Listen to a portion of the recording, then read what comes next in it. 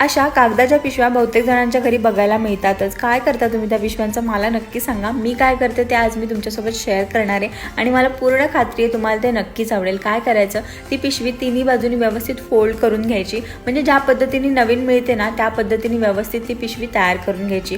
Hardly 30 सेकंदामध्ये होऊन जातं. त्यानंतर मध्ये जो फोल्ड दिसतोय प्रॉपर तिथेच आपल्याला कात्रीने कापायचे, म्हणजे त्याचा यूज आपल्याला व्यवस्थित करता येईल. अशा प्रकारे व्यवस्थित कापल्यानंतर त्या पिशवीचा एक बॉक्स आपल्याला तयार मिळतो आणि हा बॉक्स आपण घरातल्या भरपूर कामांसाठी वापरू शकतो.